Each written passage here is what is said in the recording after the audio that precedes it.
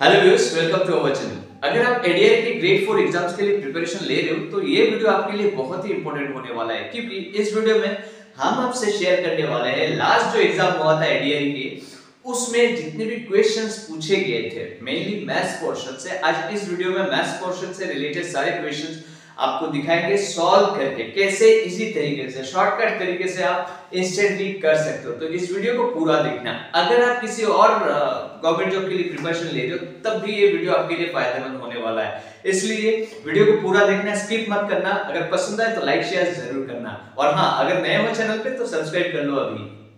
तो first question आपके सामने है, circumferential length of a circle of radius 7 cm। पहले तो समझते हैं circumferential length किसे कहते हैं। circumference का जो लेंथ है उसे कहा जाता है circumferential length। अब circumference क्या है? एक सर्कल है, ये मैंने ले लिया एक सर्कल, ठीक है। इसका जितना लेंथ है, मान लो ये जो सर्कल है ना, इसको अगर काट दोगे तो इतना लंबा सा वायर बनेगा, ये जैसे लंबा सा वायर बनेगा, ठीक है ना। तो इस लेंथ को कहा जाता है circumferential। ये circumference का जितना लेंथ है, जितना लंबा है सर्कमफरेंस, यहाँ अगर काट दोगे, कटने के बाद इसको अगर स्ट्रेट कर दोगे तो ऐसा ही कुछ आएगा, ठीक है ना। तो इसका जितना लेंथ है वही हो गया इसका सर्कमफरेंशियल लेंथ, ठीक। अब बोला गया है एक circle circumferential length of a circle of radius 7 centimetre. एक सर्कल है जिसका रेडियस है 7 सेंटीमीटर, ठीक है। इसका रेडियस है 7 सेंटीमीटर। उसी सर्कल का जो सर्कमफरेंस का लेंथ है उसको अगर यूज किया जाए एक स्क्वायर बनाने में, मतलब क्या है, इस सर्कल को वैसे मैंने बोला काट के ये मैंने लंबा कर दिया, ठीक है, काट के वायर जैसा लंबा कर दिया। अब इसको मतलब बैंड कर करके, मान लो एक वायर है, एक तार है, एक वायर है, जिसको बैंड करके हमें क्या करना है, एक स्क्वायर बनाना है। इसी लेंथ को यूज करते हुए हमें एक स्क्वायर बनाना है। मान लो इसको बैंड करके ऐसे हम एक स्क्वायर बना सकते हैं। तो वायर कितना हमने यूज किया, इतना ही यूज किया, तो इसका जितना सर्कमफरेंस है उतना इसका क्या होगा, पेरीमीटर होगा, है ना। हमें क्या निकालना है, length of the side of the square. Square की जो साइड है उसका लेंथ हमें निकालना है। तो पहले तो ये समझ लो, इसका जो सर्कमफरेंस का जितना लेंथ है, मतलब ये हमने अगर हम काटते हैं तो इतना लंबा हो जाता है, उसी को हमने यूज किया स्क्वायर बनाने में। मतलब स्क्वायर का यहां से लेके यहां ये, फिर ये जो पूरा लेंथ है ना, ये इसका लेंथ का इक्वल है। तो पहले तो हम निकाल लेते क्या है सर्कमफरेंस ऑफ सर्कल। क्या फॉर्मूला है, 2 पाई आर है। 2 पाई आर सर्कमफरेंस ऑफ सर्कल का फॉर्मूला क्या है, 2 पाई आर। इसको करते हैं 22, पाई का वैल्यू 22/7, आर का वैल्यू कितना है, 7 है। इसको काट देते हैं, कितना हो गया, 44 हो गया। ये जो 44 आया लेंथ, क्या सेंटीमीटर में है, हाँ सेंटीमीटर में। तो ये जो लेंथ आया इसका सर्कल का सर्कमफरेंस का जो लेंथ है, मतलब ये जो लेंथ है ये 44 सेंटीमीटर है। उतना लंबा वायर ही हमने बना लिया है स्क्वायर बनाने में। तो स्क्वायर का जो पेरीमीटर है वो भी 44 सेंटीमीटर ही हुआ, सेम हुआ, है ना। अब स्क्वायर की पेरीमीटर का फॉर्मूला क्या है, 4 इंटू साइड। 4 इंटू साइड यहां लिख लेते हैं, 4 इंटू साइड, ये पेरीमीटर का फॉर्मूला है स्क्वायर की। तो 4 इंटू साइड, तो पेरीमीटर हमने ऑलरेडी निकाल के रखा हुआ है, सर्कमफरेंस जितना ही है 44। अगर यहां से हम अगर साइड निकाल ले तो कितना आ जाएगा, साइड 11। 4 इधर चला गया, 11 आ गया, तो साइड कितना हो गया, स्क्वायर का साइड 11। ये हो गया correct answer.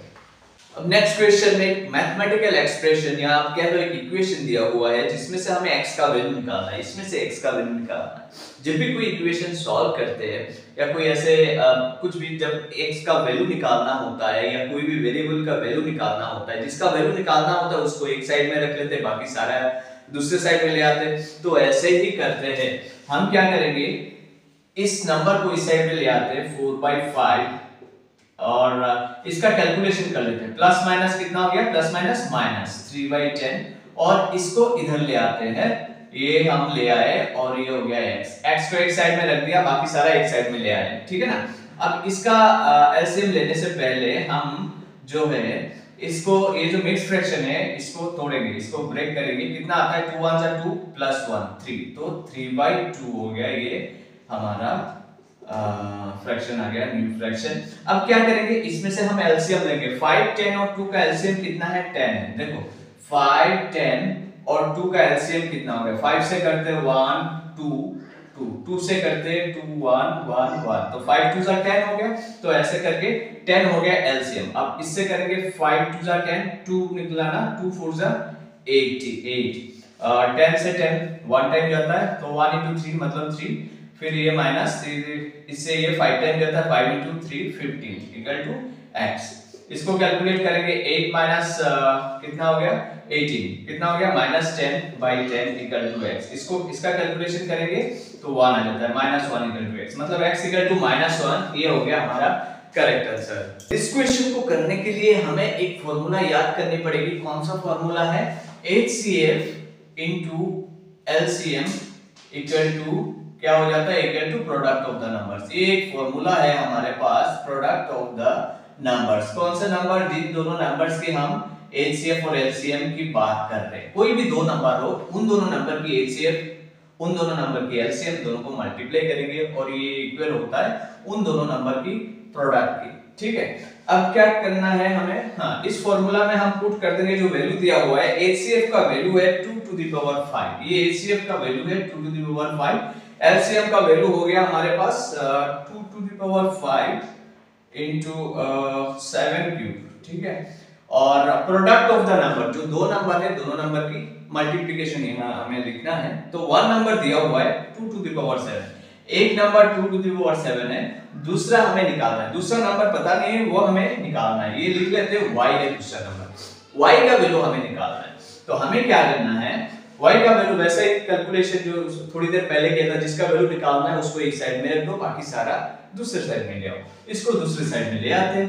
2 to the power 5 into 2 to the power 5 7 cube divided by 2 to the power 7। ठीक है, इक्वल टू y। ये हमने रख दिया। अब हमें करना क्या है, यहाँ लॉज ऑफ इंडिसेस का कुछ रोल आता है। लॉज ऑफ इंडिसेस क्या कहता है, अगर x to the power m dot x to the power dot मतलब इनटू, अगर ऐसा होता है बेस नंबर सेम है, पावर अलग अलग है, तो क्या हो जाएगा, अलग अलग है या सेम है कोई प्रॉब्लम नहीं है, पावर कुछ भी हो, दोनों पावर क्या हो जाते हैं, प्लस हो जाते हैं। ठीक, तो ऐसे करके हम ऊपर वाला जो 2 into 2, ये भी यहाँ इंटू नहीं है, मतलब आप समझ लेना इंटू है, नहीं है फिर भी ये इंटू है। दो नंबर जब ऐसे लिखा रहेगा तो आप समझ लेना इंटू है। अब ये दो नंबर देखो, बेस नंबर सेम है, बेस नंबर सेम है, x यहाँ 2 2, पावर में कुछ भी हो, दोनों पावर ऐड हो जाते हैं। ये दोनों पावर ऐड हो जाएंगे, 2 to the power 10 into 7 cube equal to y, और नीचे क्या है 2 to the power 7। एक ये हो गया इसको यूज करके। दूसरा एक आइडेंटिटी क्या है, x to the power m divided by x to the power n होता है। तो इसको हम करते हैं, अगर x x same base number है तो पावर क्या हो जाता है, माइनस हो जाता है।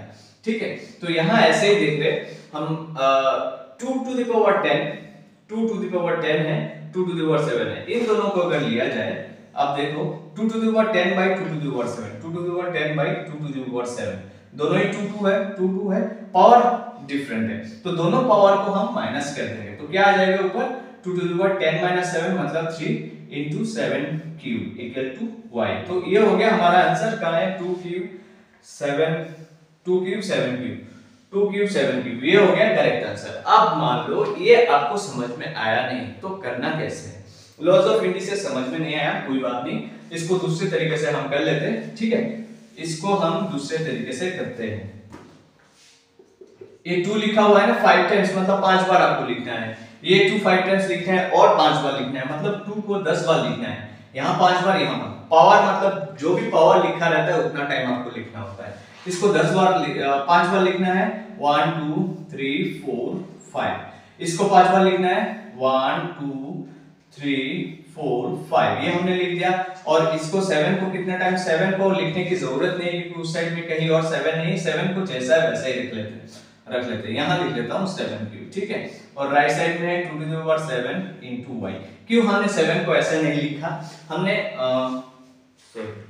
राइट साइड में भी 2 को हम क्या करेंगे, 2 को भी ऐसे ब्रेक कर लेते हैं। 7 है ना, 2 3 4 5 6 7, ठीक है, into y, ये y आ गया।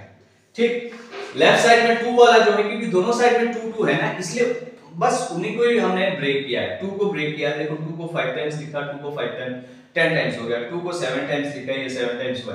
7 को हमने कुछ टच नहीं किया क्योंकि उस साइड में कोई 7 नहीं है, तो ब्रेक करके लिखने का कोई फायदा नहीं है। ऐसे करके लिखा हमने क्योंकि अब हम कटिंग करेंगे। तो लेफ्ट साइड से एक निकाल लो, राइट साइड से, लेफ्ट साइड से राइट साइड से, दो निकल गए। अब एक 2 निकाल लो, 1 2, फिर एक फिर एक और फिर एक ए निकल गया ना, और है नहीं कॉमन जो इधर भी उतना ही है। तो कितने कटिंग हुआ है? 7 टूज राइट साइड में भी है, लेफ्ट साइड में तो ज्यादा है बल्कि। तो कितने टूज रह गए लेफ्ट साइड में?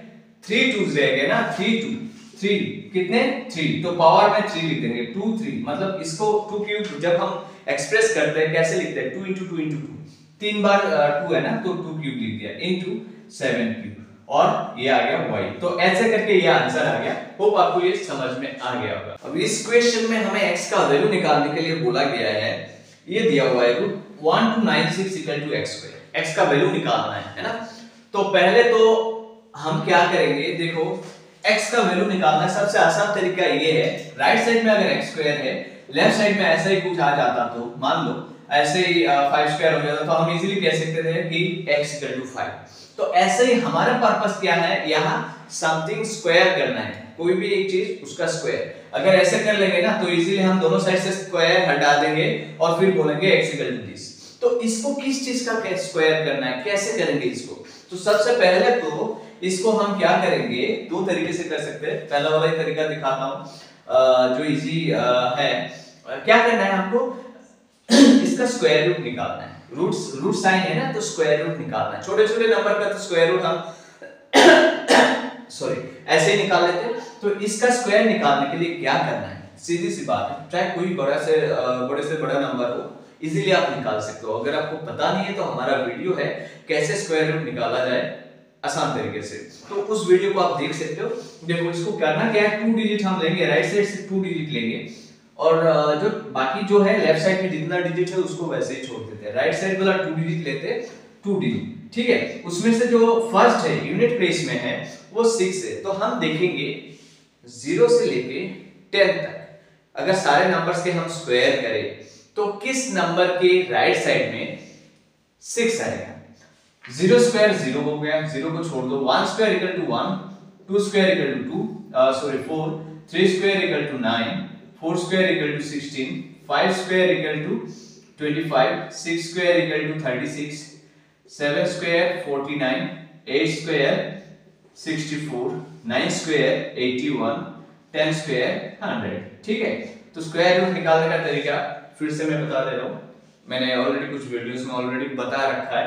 तो देखो 96 तरीका ये है, स्क्वायर रूट निकालना है, राइट साइड से 2 डिजिट पहले लो, उन दोनों डिजिट में से जो राइट साइड वाला डिजिट है उसको लो 6 से। अब हमें ये देखना है 1 से लेके 10, 0 से 10 ले सकते हो, 0 तो कोई मतलब नहीं, 0 का स्क्वायर 0 ही होता है, ठीक है। तो 1 से 10, 1 भी आप छोड़ दे सकते हो, 1 का स्क्वायर 1, जो भी है 1 से कंसीडर कर लेना आप, क्योंकि 1 से 10 के बीच कोई भी ऐसा नंबर्स भी हो सकता है जिसके राइट साइड में 1, ठीक है, इसलिए 1 लेना भी जरूरी है। एनीवेज, तो 1 से 10 स्क्वायर के बीच वाला जो नंबर है इसका स्क्वायर हमने किया, हमें ये देखना है 6 यूनिट प्लेस वाला 6 है ना, ये कहां-कहां होता है, ये 2 जगह होता है 6, ठीक है। मतलब ये है इसका जब स्क्वायर रूट हम निकालेंगे तो राइट साइड में क्या आएगा, 4 आएगा या तो 6, 4 और 6 में से कोई भी एक चीज, 4 या 6 में से दोनों नंबर में से कोई भी एक नंबर आएगा, कोई भी एक डिजिट आएगा, ठीक है। अब क्या आएगा वो बाद में देखते हैं। अब आते हैं यहाँ 12,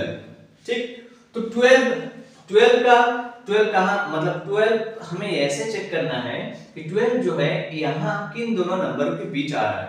12 देखो इन दोनों नंबरों के बीच आ रहा है, 9 और 12 के बीच आ रहा है। तो 9 और 12 किसका, 3 स्क्वायर और 4 स्क्वायर के रिजल्ट है ना।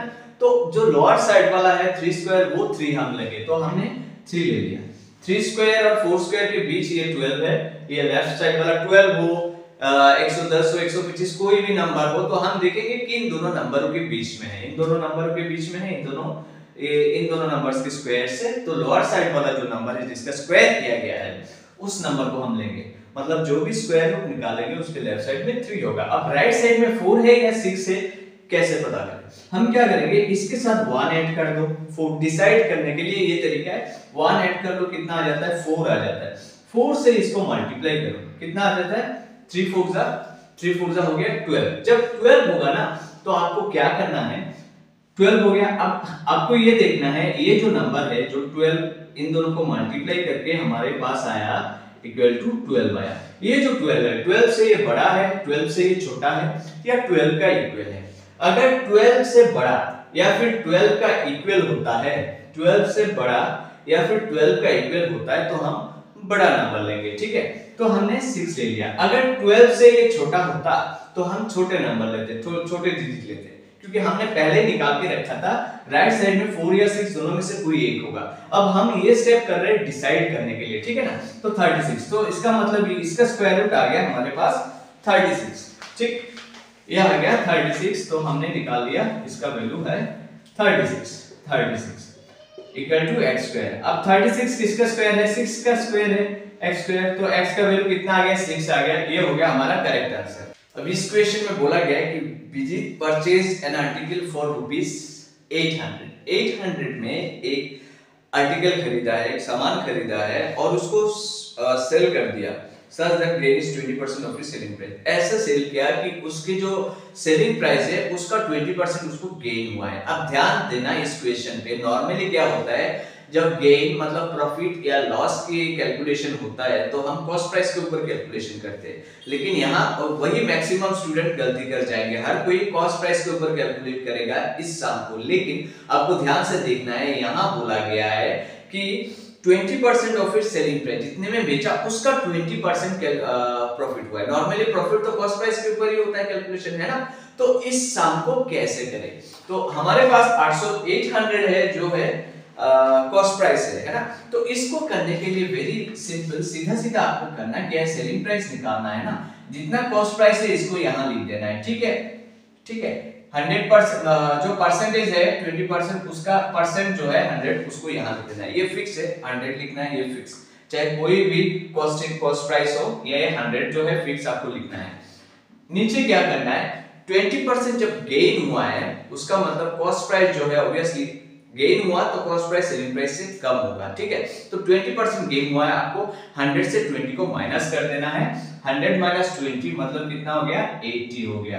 अब इसका कैलकुलेशन करो, जो भी आंसर आएगा यही हो गया करेक्ट आंसर। देखो इसका कैलकुलेशन करेंगे तो ये हो गया ये, और इससे इसको करेंगे तो 100 हो गया, कितना आ गया? 1000। तो करेक्ट आंसर हो गया ये, ठीक है। अब आप खुद कैलकुलेट करके देखो, 1000 है ना सेलिंग प्राइस के ऊपर 20% गेन, तो इसका 20% कितना है?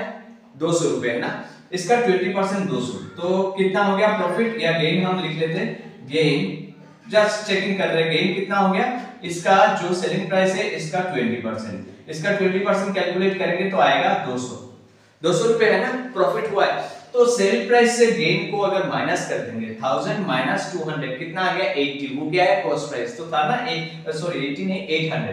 तो 1000 माइनस 200 मतलब 800 हो गया। तो 800 क्या?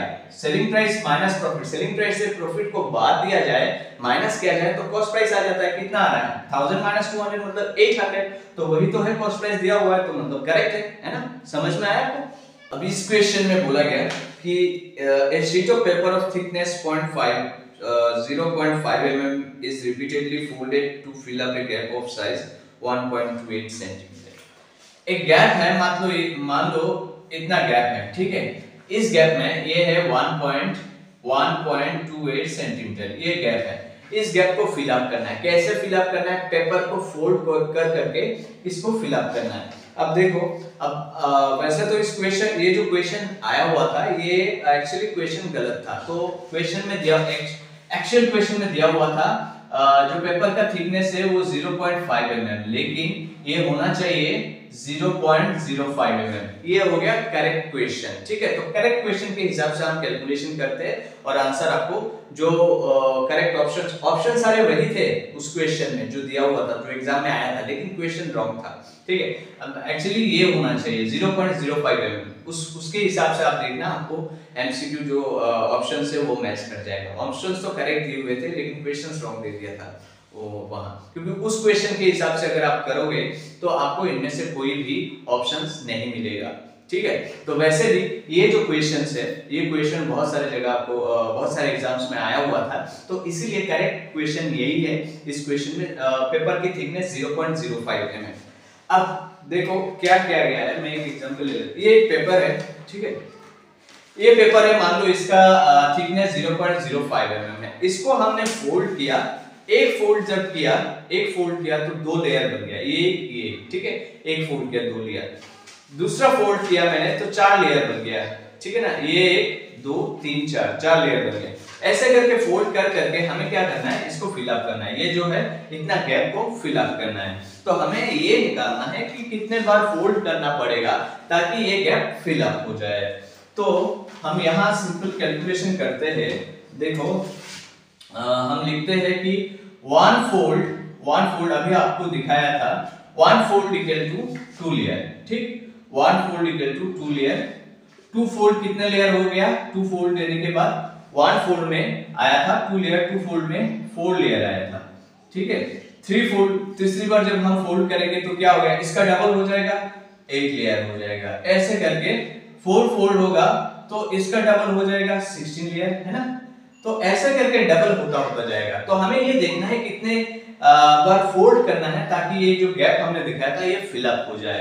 तो हम ये देखते हैं, इसको हम कैसे लिख सकते हैं, 2 लेयर है ना, 2 टू द पावर 1। तो फर्स्ट फोल्ड में ये है 4 के जगह हम 2 स्क्वायर लिख सकते हैं, 8 के जगह 2 क्यूब लिख सकते हैं, इसके जगह 2 टू द पावर 4। तो आप पैटर्न देखो, जब एक फोल्ड होता है हम लिख सकते हैं 2 to the power 1 layer, 2 fold होता है 4 लेयर बन गया ना, 4 लेयर बन गया तो 2 स्क्वायर लिख सकते हैं। 3 फोल्ड हुआ तो ऐसे लिख सकते हैं, 4 फोल्ड हुआ तो 16 लेयर को 2 टू द पावर 4।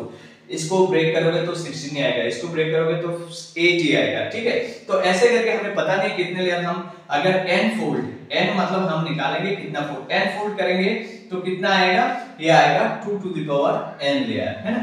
4 फोल्ड किया तो आया कितना, 2 टू द पावर 4। 3 फोल्ड किया 2 टू द पावर 3, मतलब 2 के पावर में वो फोल्ड नंबर आएगा। 2 फोल्ड किया तो 2 स्क्वायर, ऐसे n फोल्ड किया तो 2 टू द पावर n आ गया, टू पावर n लेयर। तो हमने क्या कैलकुलेशन किया, n फोल्ड करने के बाद 2 to the power n layer आ जाता है। n फोल्ड करने के बाद 2 to the power n layer आ जाता है ना। तो 2 to the power n layer, एक पेज का जो उसका थिकनेस कितना है 0.05 है। तो 2 to the power n layer, उतने लेयर का कितना थिकनेस होगा, ये इनटू दिस। तो ये पूरा मिलके ही तो पूरा गैप फिल अप करेगा ना। और गैप कितना है 1.28 सेंटीमीटर, 1.28 सेंटीमीटर, 1.28 सेंटीमीटर, ठीक है। अब इसको हम इसका कैलकुलेशन करते हैं, 2 to the power n equal to 1.28, ये हो गया सेंटीमीटर, लेकिन ये कितना है, ये mm में है, तो 0.05 mm, ठीक है, mm। अब हमें क्या करना है, हमें इसका कैलकुलेशन सीधा करना है, या तो सेंटीमीटर को mm में ले जाना है या तो mm को सेंटीमीटर में ले जाना है। अब mm को सेंटीमीटर में ले जाते तो हम क्या आएगा, 1 mm इक्वल टू 0.1, मतलब mm से सेंटीमीटर में जाना है तो 10 से डिवाइड कर दो, क्योंकि मिली सेंटी डेसीमीटर, छोटे यूनिट से बड़े यूनिट में जाना है तो 10 से डिवाइड कर दो। Very simple. बड़े से छोटे में जाना है तो क्या करना है, हमको मल्टीप्लाई करना है, ठीक है ना। तो छोटे से बड़े में जाना है तो हम क्या करेंगे, 10 से इसको डिवाइड कर देंगे, ये क्या आ जाएगा 0.005 सेंटीमीटर। तो दोनों यूनिट सेंटीमीटर आ गया। अब हम कटिंग करेंगे, ठीक, दोनों में से पॉइंट हटा देते हैं, तो पॉइंट हटाएंगे तो ये आ जाएगा 5 और यहाँ एक 0 आ जाएगा, और 2 जा 25, 5 जा 56, 256 आ गया, मतलब 2 to the power n equal to 256 आ गया। अब हमें देखना है n का वैल्यू निकालना है ना, यहाँ 2 टू द पावर n है तो यहाँ 2 टू द पावर समथिंग करना होगा हमें, ताकि 2 निकाल ले। अगर मान लो ऐसा है हमारे पास 2 to the power n equal to, मान लो 2 टू द पावर, एक जस्ट फॉर एग्जांपल ऐसा हो गया, तो हम क्या कर सकते हैं, हम आराम से बोल सकते हैं n इक्वल टू 10, दोनों को 2 को हटा देंगे, पेज नंबर सेम है, हटा देंगे, पावर को बोल देंगे सेम। ऐसे ही हमें करना है 2 टू द पावर 256 को 2 टू द पावर समथिंग करना है। तो 2 to the power 256 to the power कितना है, इसके आइडिया के लिए हम क्या करेंगे, फैक्टराइज कर देंगे सीधा प्राइम फैक्टराइजेशन करेंगे, ठीक है ना। 2128 264 232 216 28 24 22, तो कितने 2 आ गया, 1 2 3 4 5 6 7 8 2 आ गया, मतलब 2 टू द पावर 8 लिख सकते हैं हम 256 को। तो यहाँ लिख सकते हैं 2 to the power n equal to 2 to the power 8। इसमें से हम कैलकुलेट करेंगे तो n इक्वल टू 8 आ गया, तो ये हो गया हमारा करेक्ट आंसर। एक रेक्टेंगल का लेंथ दिया हुआ है जो 15 सेंटीमीटर है, उसका एरिया भी दिया हुआ है 150 सेंटीमीटर स्क्वायर। बोला है कि इसका एरिया अगर बढ़ा दिया जाए 4/3 टाइम्स कर दिया जाए तो by increasing its length only, इसका लेंथ जो भी ओरिजिनल रेक्टेंगल है उसका लेंथ बढ़ा के, ब्रेथ वही का वही है, लेंथ बढ़ा के उसका एरिया बढ़ा दिया जाए तो फिर उस नया जो ट्रायंगल है उसका पेरीमीटर कितना होगा। तो पहले तो हम ब्रेथ निकाल लेते हैं। ब्रेथ फिक्स है ना दोनों केस में, पहले वाला और सेकंड वाले केस में ब्रेथ तो फिक्स ही है, तो ब्रेथ निकालना बहुत जरूरी है। तो फर्स्ट केस में लेंथ कितना है हमारे पास, लेंथ है 15 सेंटीमीटर और एरिया है, एरिया कितना है, एरिया हो गया 150 सेंटीमीटर स्क्वायर। ठीक है, तो हमें पता है area of rectangle length into breadth है, तो यहां लिख देते हैं लेंथ इनटू ब्रेथ। लेंथ कितना है, यहां एरिया की जगह लेंथ इनटू ब्रेथ, लेंथ है 15, ब्रेथ हमें पता नहीं है, ये लिखेंगे, ये हो गया 150। यहां से 15 इधर चला जाएगा तो कितना आ गया 15 इक्वल टू 10, ये ब्रेथ लिखेंगे हम सेंटीमीटर में। ठीक है, तो ब्रेथ आ गया हमारे पास 10 सेंटीमीटर। अब आते हैं नेक्स्ट पोर्शन में, सेकंड पार्ट में। यहां बोला गया है कि लेंथ को बढ़ा दिया गया है और ब्रेथ वही का वही है और नया एरिया, तो अब हम फिर से वही अप्लाई करेंगे एरिया। अब नया एरिया क्या हुआ हमारे पास, नया एरिया हो गया 4/3 टाइम्स ऑफ दिस जो ओल्ड वाला है उसका, तो ओल्ड वाला इतना है 150, उसका 4/3 टाइम्स कर दिया गया है। ठीक है, तो अब इसका एरिया जो है हम वही लेंथ इनटू ब्रेथ यूज करेंगे नए वाले रेक्टेंगल के लिए जो बड़ा हुआ है।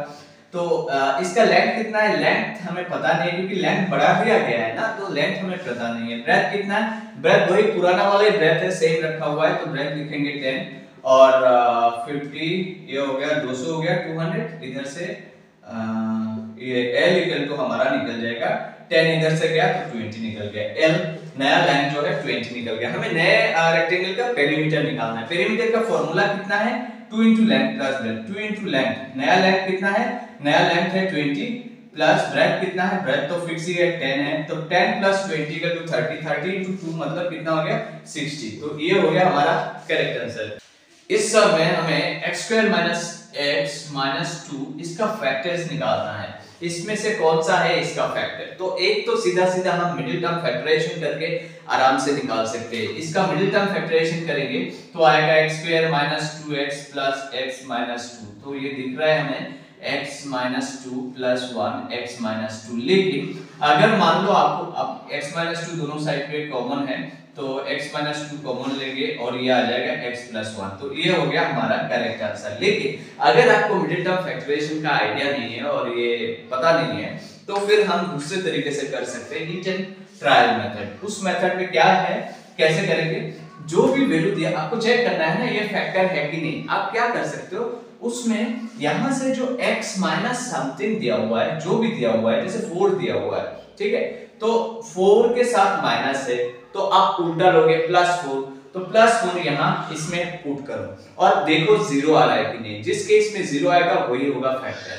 अब -4 है ना, उसका उल्टा साइन प्लस है, तो +4 यहां 4 x की जगह 4 पुट करो, यहां 4 -2 कितना आ गया 16 - 4 12 और 12 - 2 10 आ गया। तो ये तो नहीं है क्योंकि 0 आना चाहिए। यहां क्या है +5 है ना, -5 लो, उल्टा लो, यहां -5 पुट करेंगे, होल स्क्वायर करेंगे, यहां -5 - 2, तो ये तो किसी भी हाल में लग नहीं रहा होगा, तो क्या ये भी नहीं होगा। नेक्स्ट वाला ये देखो -2 है ना, तो आप +2 लो, यहां +2 पुट करो, 2 पुट करो इसके जगह 2 स्क्वायर, यहां -2, ये x के जगह तो +2 ही है और ये माइनस जो है ये उसका माइनस है, फिर -2, ये लग रहा है 4 - 4 = 0 आ गया ना, तो इसलिए ये हो गया हमारा करेक्ट आंसर। तो ऐसे करके आप हीट एंड ट्रायल मेथड से आराम से निकाल सकते हो।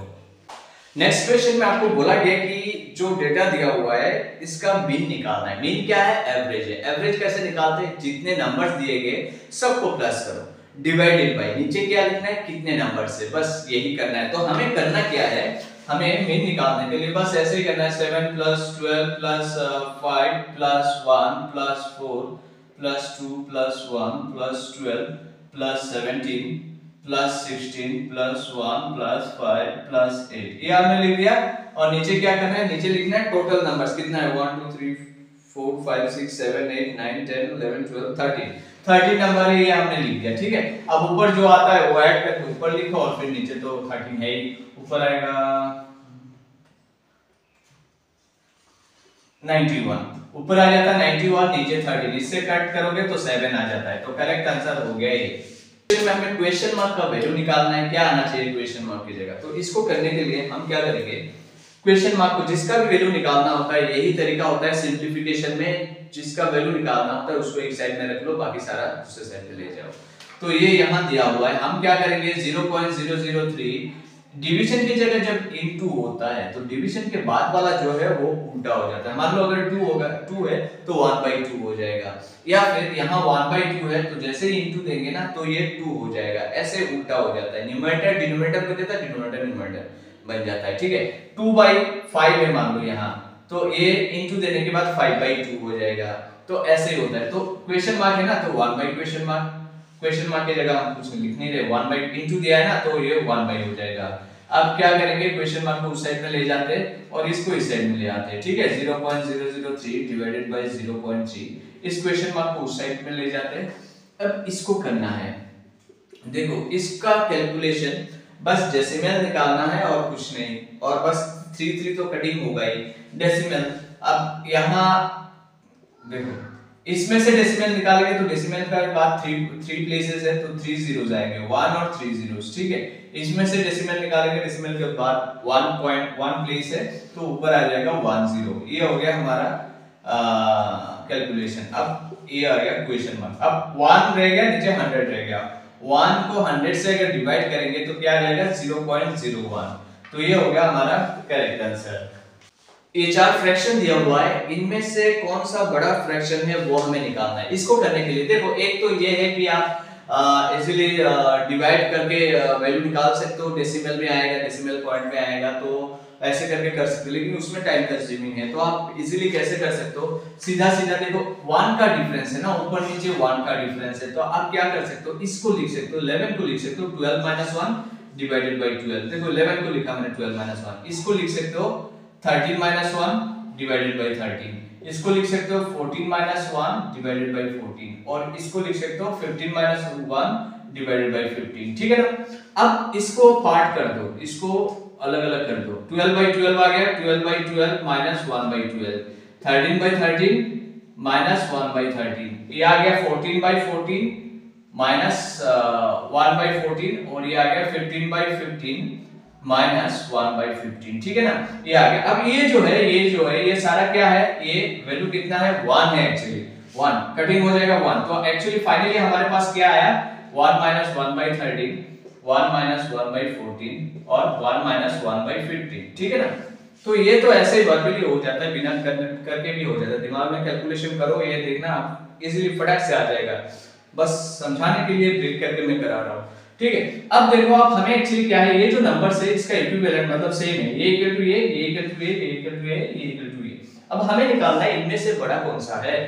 तो देखो ये नंबर फिक्स है, 1 से कोई एक नंबर माइनस हो रहा है। अब हमें निकालना है, एक्चुअली हम ये निकालते हैं इनमें से कौन सा बड़ा या कौन सा छोटा है। देखो ये फ्रैक्शन है, फ्रैक्शन के नीचे अगर ऊपर तो 1 1 है सबका, ये सबका 1 1 है, नीचे है 12 13 14, तो अगर फ्रैक्शन के नीचे न्यूमरेटर अगर मतलब बहुत सारे फ्रैक्शन आप कंपेयर कर रहे हो, न्यूमरेटर मतलब ऊपर सेम नंबर है लेकिन नीचे जो है अलग अलग नंबर है, तो नीचे जो सबसे छोटा नंबर होगा ना फ्रैक्शन, पूरा फ्रैक्शन वही सबसे बड़ा है। देखो 1 को 12 से डिवाइड कर, 1 के 12 पार्ट करना है, 12 से डिवाइड करना है, मतलब 12 पार्ट करना है, 1 के ही 12 पार्ट करना है, 1 के ही 13 पार्ट करना है, 1 की 14 पार्ट करना है, 1 के 15 पार्ट करना है। तो 1 का 15 पार्ट करना है तो पार्ट तो बहुत छोटे छोटे होंगे ना, 1 का 12 पार्ट करना है, ये बड़ा होगा ऑब्वियसली। तो क्या है एक्चुअली न्यूमरेटर में न्यूमरेटर अगर इक्वल है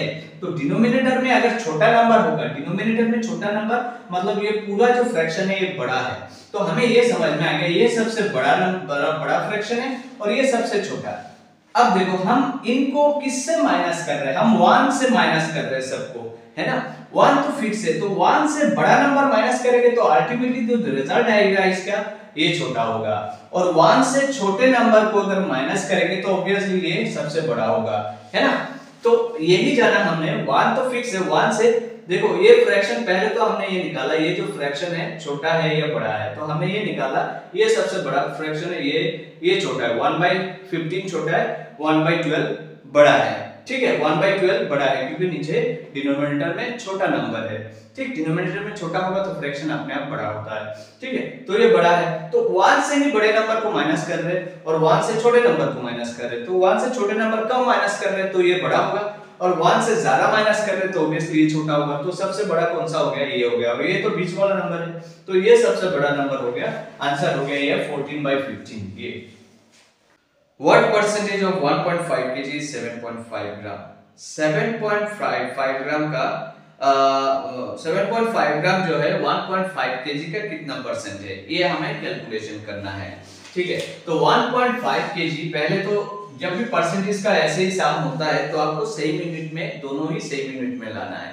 तो 1.5 kg को ग्राम में ले आते हैं, बड़े को छोटे में ले आएंगे तो इजी हो जाएगा, ठीक है। इसको तो कितना है, इसको 1000 से हम मल्टीप्लाई कर देंगे क्योंकि हमें पता है 1 kg इक्वल टू 1000 ग्राम।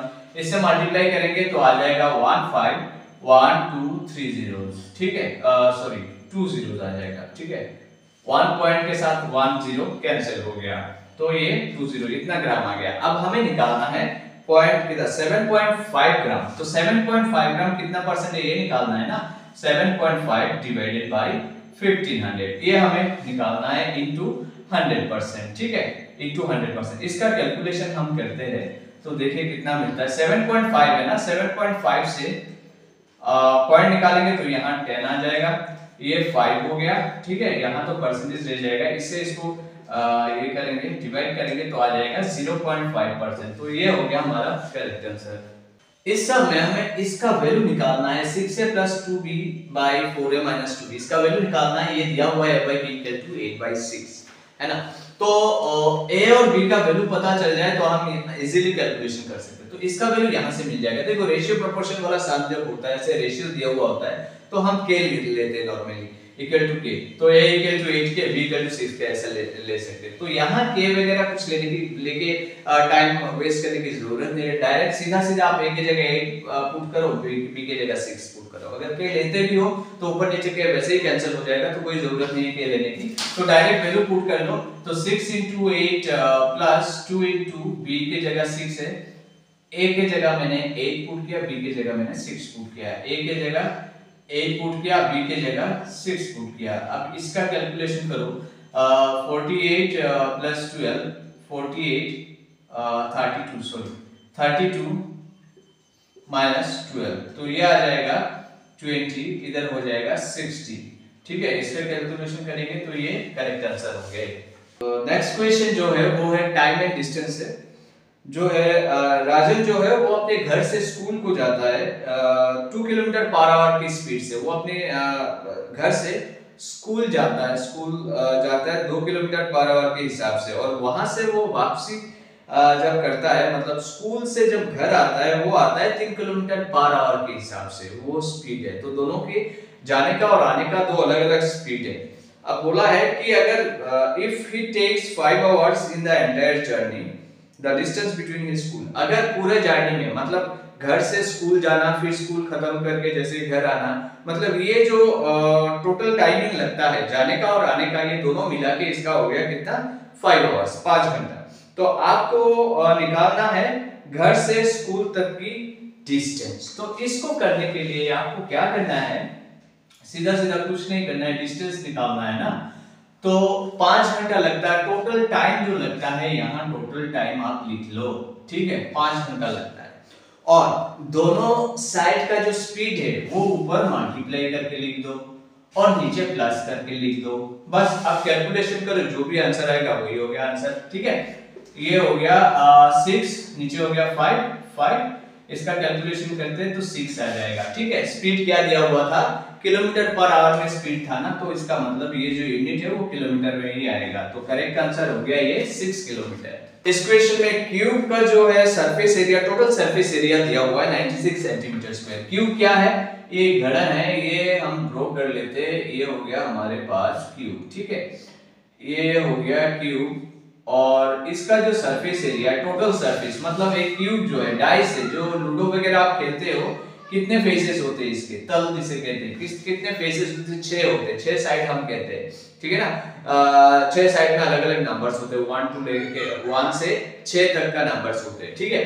तो 6 फेसेस होते हैं। अब जो हर एक फेस है, ये अगर मैं देख लूं, ये जो फेस है ये क्या है, एक स्क्वायर जैसा है। अगर मैं ये फेस देख लूं तो ये भी एक स्क्वायर जैसा है, हर एक फेस स्क्वायर जैसा है। तो कितने स्क्वायर हो गए, 6 फेस मतलब 6 स्क्वायर हो गया। तो स्क्वायर का एरिया कितना है, अगर साइड ए है तो स्क्वायर का एरिया कितना हो गया, ए स्क्वायर हो गया, है ना। तो 6 साइड है मतलब 6 स्क्वायर। तो ऐसे ही क्यूब का टोटल सरफेस एरिया का फार्मूला हो गया 6a स्क्वायर। अब इसका वैल्यू हमें दिया हुआ है, 6a स्क्वायर का वैल्यू हो गया 96 सेंटीमीटर स्क्वायर। 6a स्क्वायर का वैल्यू, 6a स्क्वायर फार्मूला है जो टोटल सरफेस एरिया का फार्मूला, ये हो गया 96, क्योंकि टोटल सरफेस एरिया हमारे पास 96 दिया हुआ है। तो इसमें से हम a स्क्वायर निकालेंगे, कितना आ गया, 6 से ये डिवाइड करेंगे तो 16, a कितना हो गया, a आ गया 4, मतलब ये जो साइड्स वगैरह है ये 4 आ गया, ठीक है। अब हमें क्या निकालना है, the volume of the cube, cube का वॉल्यूम निकालना है। वॉल्यूम का फॉर्मूला क्या है, वॉल्यूम का फॉर्मूला है जो भी साइड है या एजेस आप कह लो, क्योंकि क्यूब 3 डायमेंशनल केस में हम एजेस कहते हैं, 2 डायमेंशनल में साइड कहते हैं, 3 डायमेंशनल ये जो है क्यूब के केस में ये जो साइड या आप एजेस कह लो, कितना आया 4, तो उसका क्यूब है एज क्यूब, या फिर आप साइड क्यूब कह लो, जो वॉल्यूम ऑफ क्यूब का फॉर्मूला है, घना जो है उसका क्यूब का फॉर्मूला है, ठीक है। तो ये हो गया 4 क्यूब करेंगे, कितना आ गया 64, यूनिट क्या था, सेंटीमीटर क्यूब। तो ये हो गया करेक्ट आंसर 64। दो सर्कल के रेडियस का रेशियो दिया हुआ है जो 2:3 है, तो दोनों की रेडियस हम ले लेते हैं 2x और 3x, ठीक है। रेडियस हो गया 2x और 3x। हमें क्या करना है, इन दोनों की जो एरिया है वो एरिया का रेशियो निकालना है, एरिया। तो फर्स्ट सर्कल का रेडियस इतना है, सेकंड सर्कल का रेडियस इतना है, तो फर्स्ट सर्कल का radius divide by second circle का रेडियस, ऐसा फर्स्ट सर्कल का area divide by second circle का एरिया, रेशियो ही निकालना है ना। तो फर्स्ट सर्कल का एरिया, सर्कल के एरिया का फॉर्मूला क्या है, पाई आर स्क्वायर। तो यहां लिखेंगे पाई आर स्क्वायर, पाई कितना है 22/7 आर स्क्वायर, आर क्या है, ये है 2x होल स्क्वायर, ठीक है।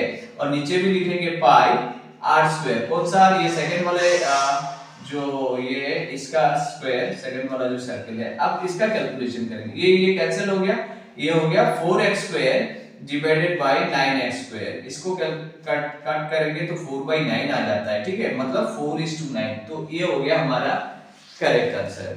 x + 1/x = 4 दिया हुआ है, ठीक है। हमें निकालना है x² + 1/x² का वैल्यू निकालना है।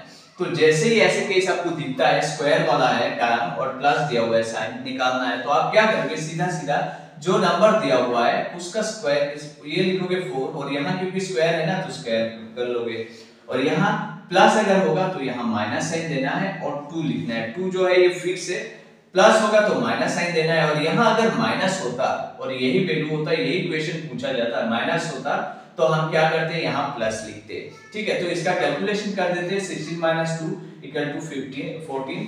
तो ये हो गया हमारा करेक्ट आंसर, ठीक है। समझ में आ गया, ये है दिया हुआ है, स्क्वायर वाला टर्म है दिया हुआ है, निकालना है हमने। स्क्वायर वाला, क्यूब वाला, 2⁴, 5 ऐसे डिफरेंट पावर वाला सम कैसे कैलकुलेशन करना है शॉर्ट ट्रिक से, वो हमने ऑलरेडी दूसरे वीडियोस में दिखाए हुए हैं, तो आप हमारे दूसरे वीडियोस भी देखना है इससे रिलेटेड, ट्रिक से रिलेटेड, ठीक है, अलजेब्रिक एक्सप्रेशन की ट्रिक से रिलेटेड। एनीवेज, तो ये हो गया। और स्क्वायर वाला है तो हम क्या करेंगे, जो नंबर है वो लिखेंगे और स्क्वायर कर देंगे, ठीक है। प्लस है तो माइनस लिखेंगे और माइनस है तो प्लस लिखेंगे, और 2 जो है ये फिक्स हमें लिखना ही है। इस क्वेश्चन में एक इक्विलैटरल ट्रायंगल के साइड दिया हुआ है, हमें जो है इसका एरिया निकालना है। तो इक्विलैटरल ट्रायंगल के एरिया का फॉर्मूला क्या है, इक्विलैटरल ट्रायंगल क्या है, एक ट्रायंगल जिसका तीनों साइड इक्वल है, ठीक है, तीनों साइड इक्वल है, ए। तो इसका जो एरिया है इसको निकालने के लिए फॉर्मूला क्या है, एरिया = √3/4a², ये हो गया एरिया, ठीक है। हमें दिया हुआ है साइड का वैल्यू 12 है ना, तो यहाँ 12 पुट कर लेते हैं इनटू 12 स्क्वायर, ठीक, √3/4 × 144, ठीक है। तो इससे इसको कट करेंगे तो 36 आ जाएगा, तो 36√3 एरिया है ना, तो स्क्वायर में यूनिट होगा, और ये 12 सेंटीमीटर दिया हुआ था ना, ये सेंटीमीटर स्क्वायर, तो 36√3 सेंटीमीटर स्क्वायर। ये हो गया करेक्ट आंसर। इस क्वेश्चन में बोला गया है कि रवि जो है उसने प्लान किया कि अपने किचन फ्लोर को स्क्वायर टाइल से सजाना है, मतलब लगाना है, ठीक है। जो स्क्वायर टाइल्स है उसका साइज जो है 10 सेंटीमीटर है, ऐसे 10 सेंटीमीटर है। ये हो गया हमारा स्क्वायर टाइल्स, ठीक है। ये हो गया स्क्वायर टाइल्स, इसका 10 सेंटीमीटर स्क्वायर है तो हर साइड में 10 10 होगा, ठीक है। इस साइज का टाइल्स लगाना है अपने किचन का जो फ्लोर है उसमें, और फ्लोर का एरिया कितना है, मतलब एरिया निकालना है। फ्लोर का जो लेंथ और ब्रेथ है वो हमें दिया हुआ है, कितना दिया हुआ है, मान लो ये दिया हुआ है लेंथ ब्रेथ, ये हमें ऐसे ही किचन वाला वो है। इसका लेंथ दिया हुआ है 2.4 मीटर और ब्रेथ दिया हुआ है 1.6 मीटर। हमें ये निकालना है कितने टाइल्स आएंगे, ऐसे टाइल्स कितने यहाँ लगा सकते हैं इस फ्लोर में। तो सबसे पहले तो इसका एरिया निकालना है और इसका, दोनों का एरिया निकाल के रखना है, ठीक है। कि हमें देखना है ना जगह कितना है। अगर स्क्वायर की मैं एरिया बोलूं, एरिया ऑफ स्क्वायर, तो एरिया ऑफ स्क्वायर कितना होगा, फॉर्मूला क्या है, एरिया ऑफ स्क्वायर के एरिया का फॉर्मूला साइड स्क्वायर। साइड कितना है 10, 10 स्क्वायर मतलब 100 सेंटीमीटर स्क्वायर। ये हो गया हमारा एरिया ऑफ स्क्वायर। अब एरिया ऑफ किचन है, area of kitchen, area of kitchen क्या हो गया, ये रेक्टेंगुलर शेप है इसलिए इसका एरिया जो है हम क्या लिखेंगे, this into this, 2.4 metre into 1.6 metre, ठीक है। अब क्योंकि अब निकालेंगे कैसे, अब निकालेंगे जो किचन का एरिया है, जितना एरिया है उतने एरिया को उस स्क्वायर टाइप वाले एरिया से डिवाइड करेंगे तो हमारा आंसर निकल जाएगा। लेकिन यहाँ जो यूनिट है ये अलग अलग यूनिट है, तो हम क्या करेंगे, उस यूनिट को मीटर को सेंटीमीटर में ले जाना है, तो मीटर को सेम यूनिट में रखना है, मीटर को सेंटीमीटर। 2.4 मीटर में कितना सेंटीमीटर होगा, 24। इसे मीटर से सेंटीमीटर में ले जाने के लिए 100 से मल्टीप्लाई करना है। इसको 100 से मल्टीप्लाई करेंगे तो 240 आएगा, इससे 100 से मल्टीप्लाई करेंगे 160, मीटर कन्वर्ट होकर हो जाएगा सेंटीमीटर स्क्वायर। ये आ गया ना। अब हमें निकालना है कितने टाइल्स है, तो हम क्या करेंगे, एक टाइल का जितना एरिया है उससे उसको डिवाइड कर देंगे, 240 into 160 डिवाइडेड बाय 100। इससे कैलकुलेट करेंगे जो भी आएगा, इसको कैलकुलेट करेंगे 4 16 जा 64 4 6 16 2 जा 32 and 6 38। तो ये हो गया हमारा करेक्ट आंसर। 384 टाइल्स ऐसे फिट होंगे उस किचन फ्लोर में। एक बंदे ने एक फैन खरीदा जिसका प्रिंटेड प्राइस है 2000, लेकिन उसको 2 डिस्काउंट मिले हैं, सक्सेसिव डिस्काउंट, मतलब डिस्काउंट के ऊपर डिस्काउंट। तो हमें निकालना है उसने कितने पैसे में ये फैन खरीदा। 2 डिस्काउंट में पहले 20% मिला, फिर 10% मिला। तो प्रिंटेड प्राइस है 2000, ठीक है। उसको पहले तो मिला 20% डिस्काउंट। अगर 20% डिस्काउंट छूट मिल गया तो उसको देना कितना पड़ा, 80% देना पड़ा ना। 80%, 20% छोड़ देते हैं, 100% से 20% छोड़ देते तो 80% देना पड़ा, मतलब जो प्रिंटेड प्राइस है उसका 80%, ठीक है। अब जो कैलकुलेट होके आएगा फर्स्ट डिस्काउंट के बाद ये होगा सेलिंग प्राइस, ठीक है। लेकिन क्या बोला, फर्स्ट डिस्काउंट में ही रुक नहीं गया, सेकंड भी है उसमें। तो फर्स्ट डिस्काउंट देने के बाद जो भी प्राइस आएगा उसके ऊपर फिर से 10% डिस्काउंट। 10% डिस्काउंट मतलब 10% छूट, मतलब 90% पे करना पड़ेगा, उसी अमाउंट का 90% पे करना पड़ेगा। अब इसका कैलकुलेशन आप करो, जो भी रिजल्ट आएगा वही हो गया हमारा आंसर, ठीक है। 90 by 100, ये 1 2 3 4, देखो 1 2 3 4, ये हो गया 8 9 जा 72 and 2 144 और 0 1440 का है, ये हो गया हमारा करेक्ट आंसर। इसको सॉल्व करने के लिए ध्यान से आप देखो, ब्रैकेट के अंदर जो ऐसे सिंपलीफिकेशन टाइप क्वेश्चन आता है उसमें आपको बॉडमास रूल फॉलो करना पड़ता है। जब भी सिंपलीफिकेशन करते हैं कि पहले ब्रैकेट का काम करें, माइनस का प्लस का क्या करें, तो बॉडमास रूल को याद करना पड़ेगा। तो वो कहता है सबसे पहले ब्रैकेट का काम करना है, ठीक है। तो हम आते हैं इसमें, तो यहाँ सबसे पहले फर्स्ट ब्रैकेट का काम करेंगे, फिर सेकंड ब्रैकेट, फिर थर्ड ब्रैकेट। तो फर्स्ट ब्रैकेट का अंदर अगर हम कैलकुलेशन करें तो वैसे भी आप देख लो, माइनस माइनस क्या हो गया, -1 इंटू, ये जो ब्रैकेट में है ये इंटू है, -1 इंटू -1 मतलब माइनस माइनस प्लस, 1 इंटू 1 मतलब 1, तो +1, ये दोनों मिला के हो गया +1, ठीक है। और इसके साथ ये एक -1 है, तो प्लस माइनस -1। तो पहले तो हमने फर्स्ट ब्रैकेट वाला जो है कैलकुलेशन किया, 1 निकला, और फिर 1 के साथ ये माइनस आ गया, तो ये हमारा सेकंड ब्रैकेट के अंदर -1 आ गया, ठीक है। वैसा ही एकदम सेम चीज यहाँ रिपीट कर रखा है, माइनस माइनस मतलब ये ट्वाइस है, डबल है। हम चाहे तो यहाँ ट्वाइस लिख के कर सकते हैं, ठीक है। तो ये फिर से सेम चीज है, देखो माइनस माइनस और फिर माइनस, ये वाला पार्ट यहाँ मेंशन करा हुआ है, तो क्या लिखेंगे -1, ये हो गया।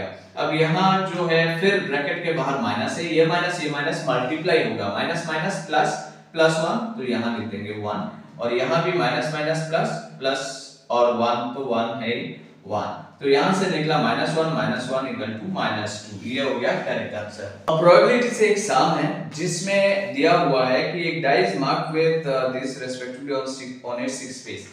डाई का 6 फेस होता है, जो लूडो वगैरह हम खेलते हैं, जो वो होता है डाइस क्यूब शेप में जो होता है वो डाइस कहते हैं ना। तो जो डाइस है उसके 6 फेसेस होते हैं, तो 6 फेसेस के जो नंबर्स है वो 1 to 6 वाला नहीं है जो हमें मिलता है, यहाँ क्वेश्चन में डिफरेंट दिया हुआ है, 2 फेसेस में 1 1, 2 फेसेस में 2 2 और 2 फेसेस में 4 4 है, तो 6 फेसेस में ऐसे नंबर्स है।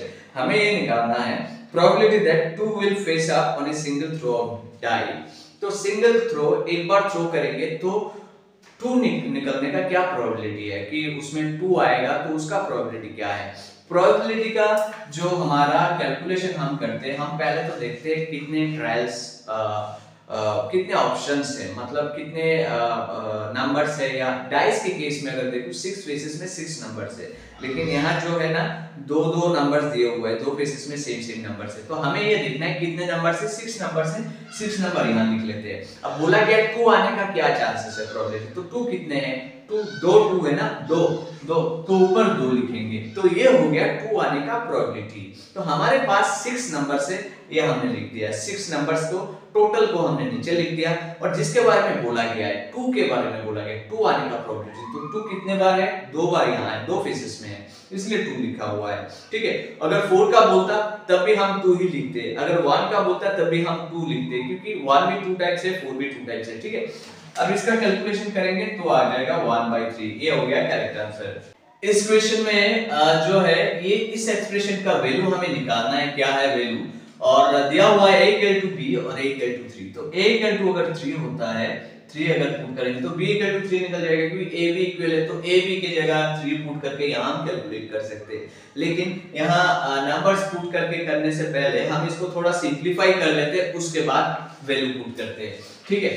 इसका पावर अप्लाई करेंगे, देखो ब्रैकेट के बाहर अगर पावर होता है तो जैसे ब्रैकेट हम रिमूव कर देंगे, निकाल देंगे, हटा देंगे, तो ये पावर जो है ना ये सब के अंदर आ जाएगा, ये 2 जो है ये a के साथ आ जाएगा, और 2 जो है b स्क्वायर के साथ आ जाएगा, ये ऐसे हो जाएगा, ठीक है, ये ऐसे हो जाएगा, तो s इसके साथ आ गया। अब यहाँ भी 3 जो है 4 जो है 3 के साथ आ जाएगा, 4 जो है इसके साथ आ जाएगा, b के साथ भी आ जाएगा, ये हमने लिख दिया 9 into 9 into ये s स्क्वायर के साथ 3 बाहर है ना, तो 3 s स्क्वायर के साथ भी आएगा, 3b स्क्वायर के साथ भी आएगा, 3b स्क्वायर के साथ भी आएगा, ठीक। अब हम कैलकुलेशन इसका फर्दर करते हैं, तो ये लिख लेते हैं s square into square, square square के ऊपर स्क्वायर होता है, तो ये क्या होगा, स्क्वायर के ऊपर स्क्वायर है, दोनों स्क्वायर मल्टीप्लाई, पावर के ऊपर जब पावर होता है तो मल्टीप्लाई हो जाता है, तो दोनों पावर मल्टीप्लाई होके b टू द पावर 4, ये 3 टू द पावर 4 मतलब 81,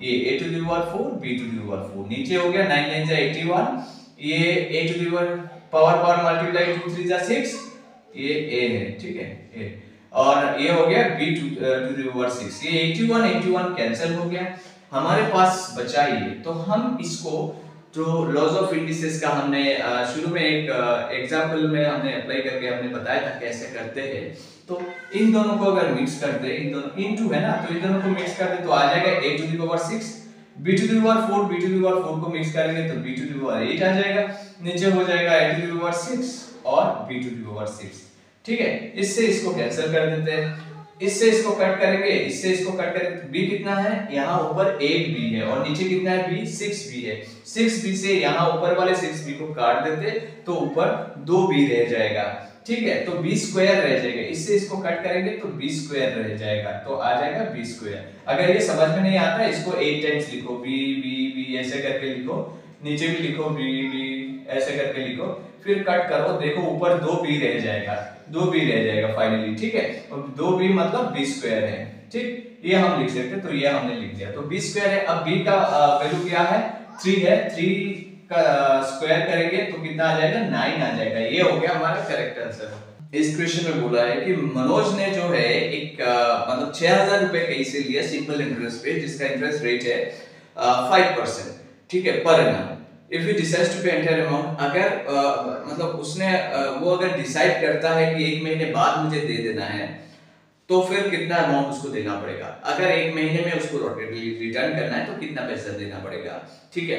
तो पहले तो हम सिंपल इंटरेस्ट जो है, सिंपल इंटरेस्ट, उसका सिंपल इंटरेस्ट क्या है PRT/100 या PNR/100, जो जैसे आपने कहीं कहीं किसी बुक में PRT, किसी बुक में PNR, ठीक है। तो हम ये करते हैं, P मतलब क्या है, प्रिंसिपल है 6000, हम पहले फॉर्मूला लिख लेते हैं PNR/100, ठीक है। PNR PRT इसके जगह T भी होता है कहीं कहीं, ठीक। P क्या है, प्रिंसिपल है, कितना अमाउंट है 6000 है, 6000। N कितना है, 1 ईयर का हम कैलकुलेशन कर रहे हैं, 1 ईयर में कितना इंटरेस्ट बनता है, एक्चुअली मंथ का करना है ना हमें, 1 महीने में कितना वो बाद में करेंगे, पहले 1 ईयर का करते हैं। रेट ऑफ इंटरेस्ट कितना है 5 है, नीचे 100, इसका कैलकुलेशन करेंगे तो आ जाता है 300। तो मतलब 1 साल का इंटरेस्ट इतना बनता है। लेकिन वो अगर डिसाइड करता है कि मुझे 1 महीने बाद रिटर्न कर देना है तो कितना देगा। तो ये 1 साल का इंटरेस्ट है ना, तो 1 महीने का 1 मंथ इंटरेस्ट कितना हो जाएगा, 1 मंथ इंटरेस्ट हो जाएगा। इसको ये 1 साल का है, इससे इसको 12 से डिवाइड कर दो, कितना आ जाएगा 25 रुपीस आ जाएगा। तो 25, 1 महीने बाद इंटरेस्ट 25 बनता है 1 महीने का, ठीक है। 1 महीने बाद रिटर्न करना है, जो मेन पैसे उसने लिया था, कितना लिया था 6000 लिया था, वो तो रिटर्न करेगा ही, साथ में इंटरेस्ट देगा। तो कितना हो गया 6025। तो ये हो गया करेक्ट आंसर, कहां है, ये हो गया करेक्ट आंसर। इस क्वेश्चन में हमारे पास है a ग्रेटर देन b, और बोला है कि a पॉजिटिव है, a greater than 0, b greater than 0, a greater than 0, b greater than 0। इसका मतलब क्या है, ग्रेटर देन 0 मतलब दोनों पॉजिटिव है। अगर ये है तो इनमें से कौन सा करेक्ट होगा। देखो साथ में माइनस वाला भी ऑप्शन है, तो हम माइनस लगा के देखते हैं क्या होता है। जब भी आप ध्यान रखना, ये इनइक्वालिटी साइन है, उस केस में जब हम माइनस लगाते हैं ना इनइक्वालिटी में, तो ये उल्टा हो जाता है, ये ऐसे हो जाता है। तो करेक्ट आंसर हो गया ये माइनस ए लेस देन माइनस बी, ये हो गया करेक्ट आंसर। अब इसको समझने के लिए आप देखो, आपको पता है 3 greater than 2, correct, 3 greater than 2 ये आपको पता है। इसके साथ अगर माइनस लगा देते हो तो -3 ये हो जाएगा लेस देन -2। आप खुद देखो कौन सा बड़ा है, जितना माइनस में जितना छोटा होगा वो उतना बड़ा नंबर होगा, ठीक है, और माइनस में जितना बड़ा है उतना ही छोटा होगा। -3 ये छोटा नंबर है और -2 बड़ा नंबर है। तो हो गया ना, देखो ये साइन जो है ये चेंज हो गया। तो ऐसे ही यही कॉन्सेप्ट अपना के ये हमने ये इसका आंसर किया। तो इनइक्वालिटी में ऐसे ही होता है, ये आपको ध्यान रखना है। होप आपको पूरा वीडियो पसंद आया होगा। अगर पसंद आए तो लाइक शेयर जरूर करना।